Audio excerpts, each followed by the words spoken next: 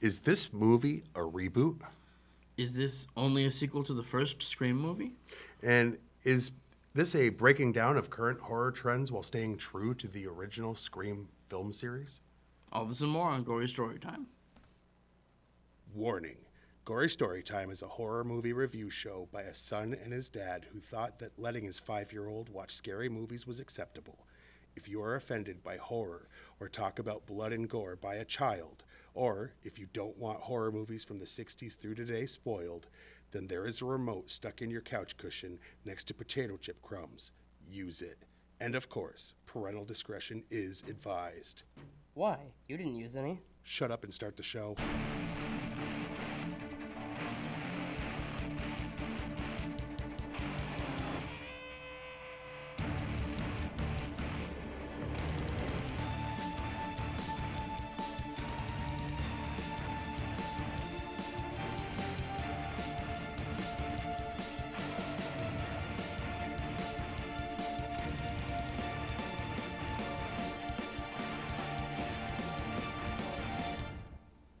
Welcome to Gory Storytime. I'm your host, Jason. And I'm his co-host and his father. My name's Craig. Yep. And quickly, before we get into what we're doing, I'm going to answer those questions. You can go back and match these up. No, and hell yeah. Anyway, Yes. so let's tell them what we're doing this week. Well, this week we're reviewing yet another 2022 released horror movie. Which is not necessarily the plan. It wasn't even on purpose. Yeah, we usually do 4 horror movies that are connected in some way in a row. For those who don't know, might be new to this channel. But I have to say, this is not the case with these. We did the preview, and then we just happened 2 weeks in a row, or 2 episodes in a row, be able to watch ones that we didn't even preview this. No, we didn't because it had already come out. Yeah, but now it's on Paramount Plus, so we said, whatever, let's do a second new one. Absolutely. 'Cause last week we did Texas Chainsaw on Netflix, and this one we did, it's on Paramount Plus. So if you've got that, before we Not a dig sponsor. in, before we dig in, watch it. Yeah. If you like the Scream franchise, watch it, and then watch it, because we sometimes give spoilers. But basically, here's the premise. There's a bunch of teenagers in a town in Florida in which a guy in a mask based on the Scream painting is going around and killing them. And it's all based on secrets in their past. You know, like the first 4 Scream movies. Yes. And like the first 4 Scream movies, the killers are different each and every time. Yes. But it's also a commentary on horror in general. Yes. While being its own slasher movie. It's a satire, not a parody. So it's not laugh out loud funny, but it's poking at the tropes of horror. Yes. And when horror evolves, so does Scream, apparently. Oh, yeah. All right, so that's the basic And apparently premise. so does Stab. Yeah. Well, all right. So now, is there anything you want to say about it other than... I mean, that's basically what happens. Basically, it's another Scream movie. If you are in on the idea of another Scream movie, then you're in for this movie. Yeah. There's nothing... There's nothing like... There's nothing where you might be shocked at who the killer is, you might not. But you know what you're not going to be shocked by? You might be shocked by who does and doesn't die. You might not. Right. But, like, it's kind of a Scream movie. Yeah, it fits the other 4 perfectly. And does its own thing at the same time. But it stayed... It stayed absolutely true to the Scream nature. Exactly. So let's watch the trailer so you can see what we're going on and on about.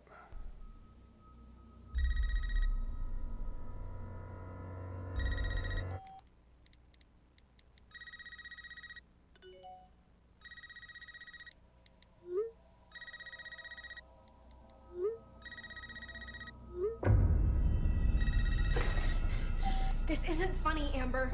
Would you like to play a game, Tara?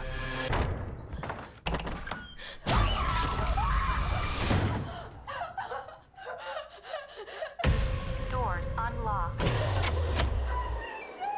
All doors locked. Doors unlocked.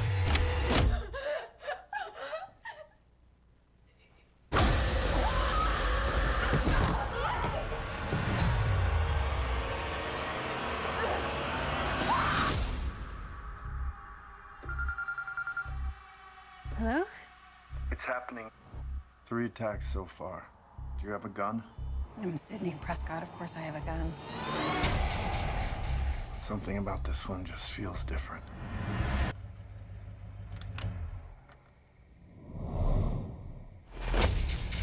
Samantha? I know who you are. I've been through this a lot. This is your life now, which means that whoever this is gonna keep coming for you. You ready for this? Never.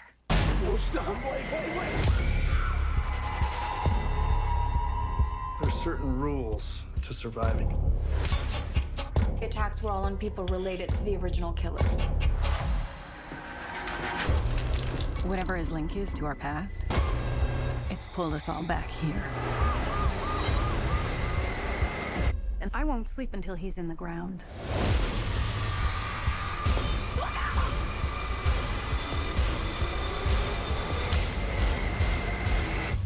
Hello, Sydney.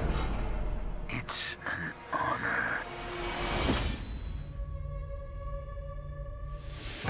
In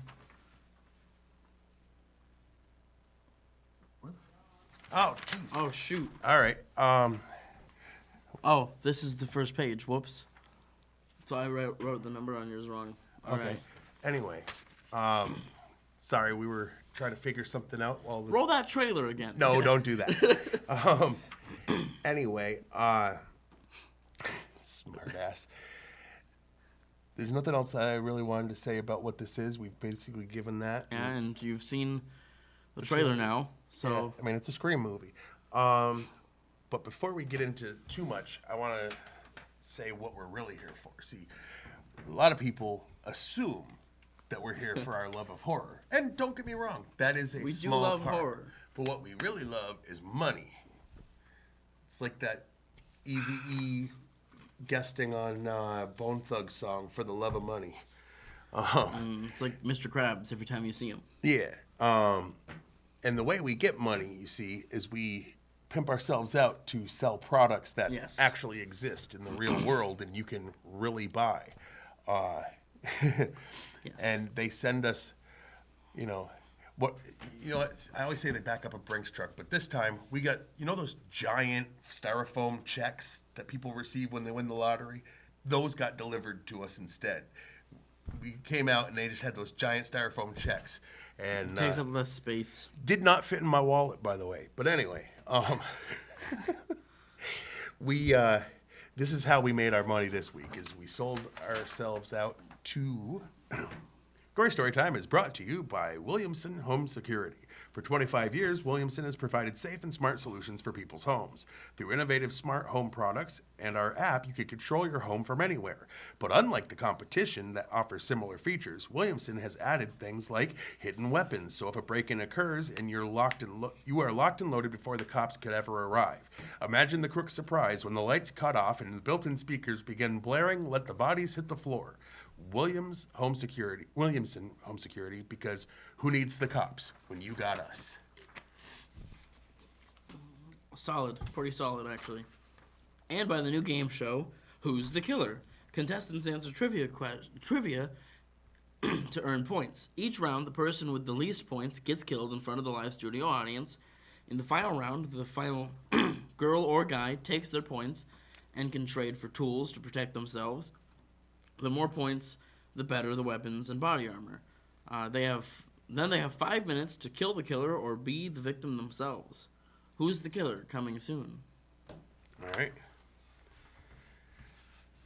Now, let's see.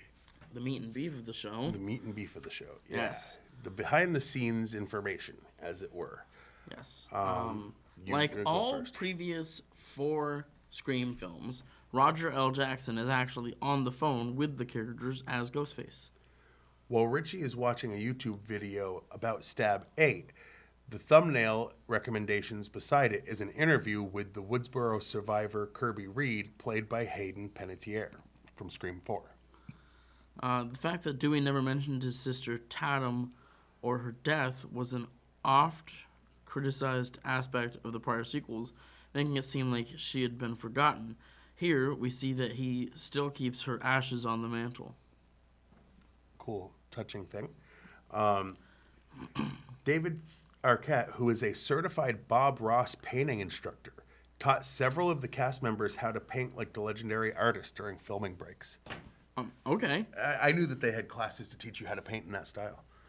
The first Scream film, not directed by Wes Craven, who passed away in August of 2015 from cancer.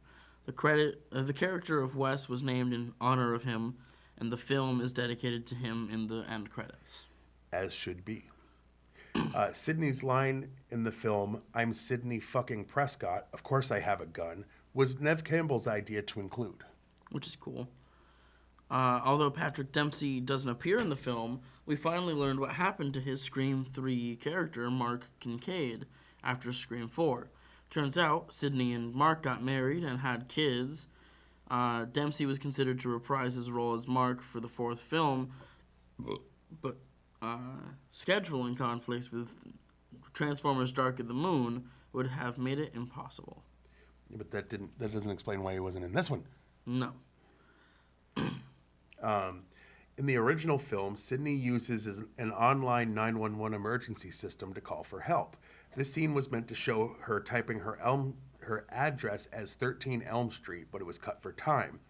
It 34. isn't until this film that an Elm Street in Woodsboro is seen, made canon, and confirmed to be the street Sidney grew up on. Elm Street, of course, is another reference to the Wes Craven classic, A Nightmare on Elm Street. If you're watching a horror review show and you don't know that Wes Craven did Nightmare on Elm Street. Nev Campbell was initially hesitant to return to the franchise, especially in a new Scream film that didn't feature Wes Craven as director, who would be unable to give Campbell and the new directors his blessing due to his death. What changed her mind was a letter sent to her by Matt Bettinelli, Olpen, and Tyler Gillette, where they wrote about how much Wes Craven and his films meant to them as filmmakers.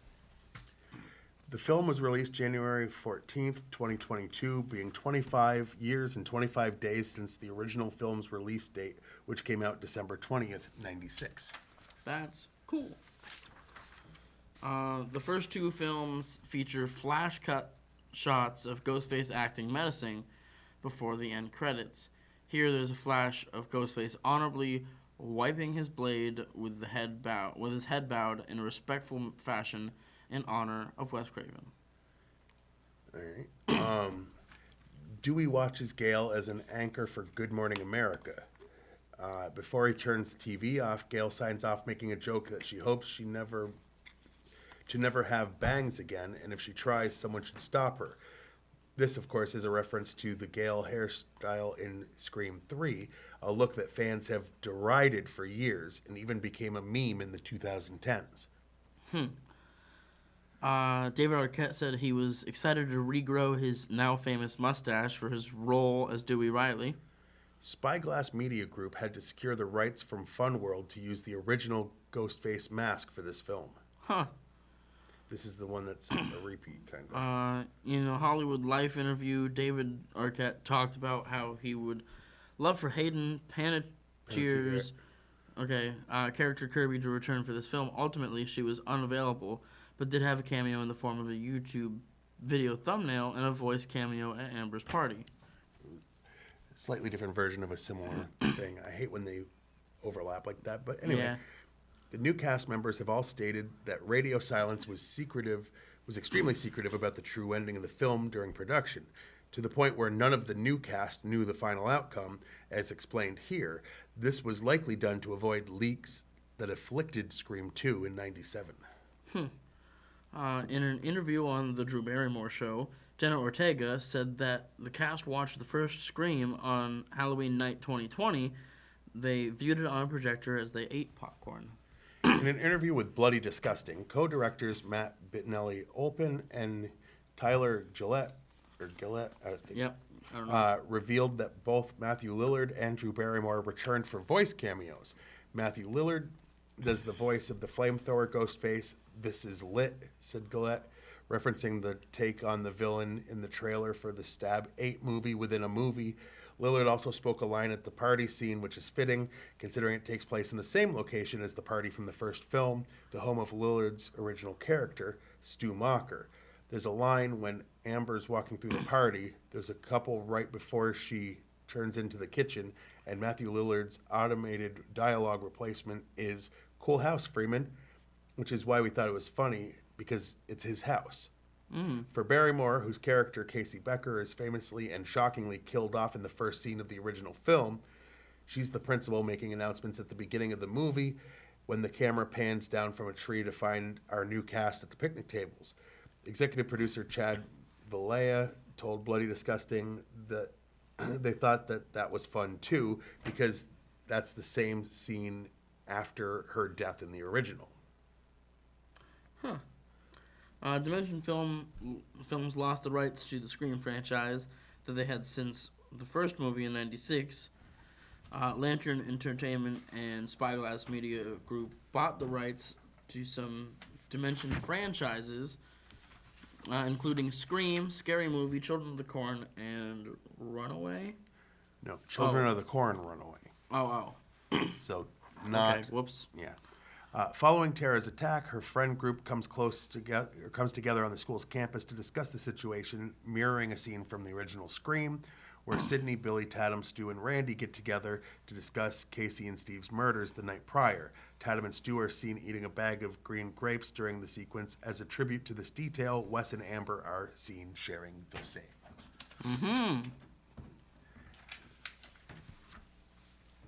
All right. And Rotten Tomatoes. Yes. The Rotten Tomatoes score, just to give a quick explanation for those who don't know, they take all of the known critics' scores for a movie, positive, negative, whatever, and they average them. So the percent that they give is the percent of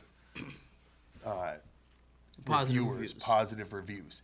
So it's not them rating the movie. So if it's 50%, they're not saying it's 50 out of it's 100. half. They're saying 50 out of 100 people who reviewed it gave it a positive review. Right. And you have the critics over there, so I do. The critics gave it a 76%.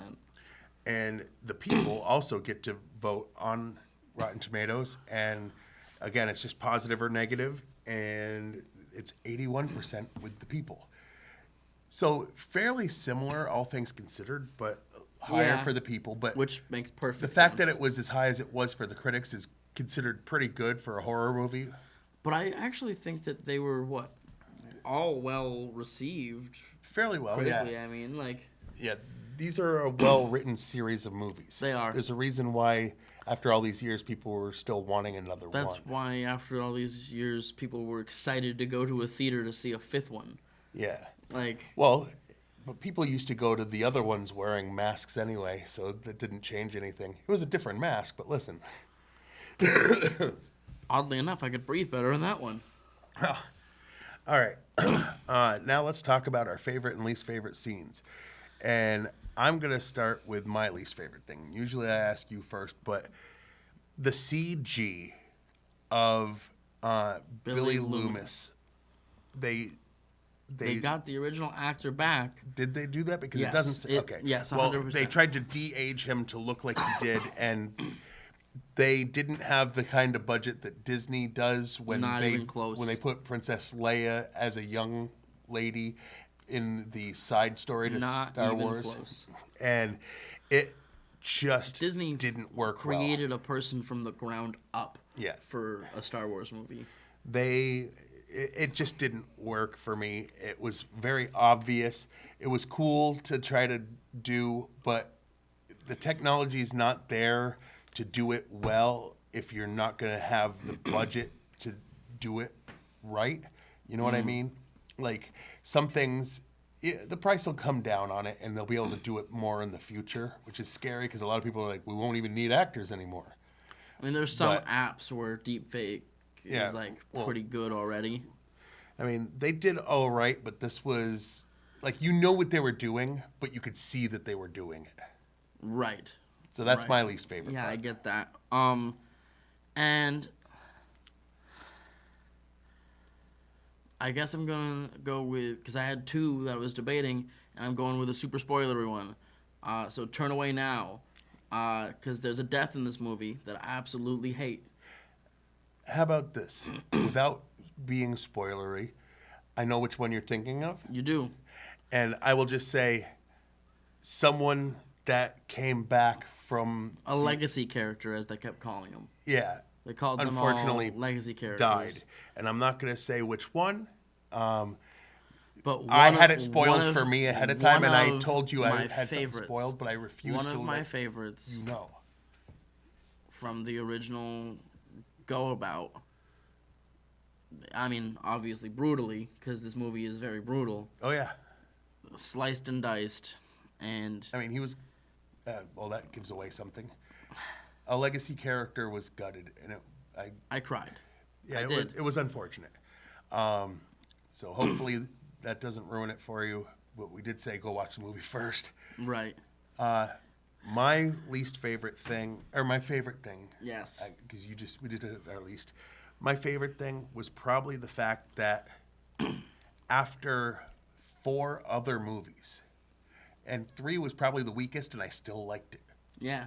Like 4 was really good too. Like, 4 was also I would say really 3 good. was my least favorite, and I still gave it a decent review, I believe, on this show. Yeah. I think we've done all of them, right? I don't know. I don't know.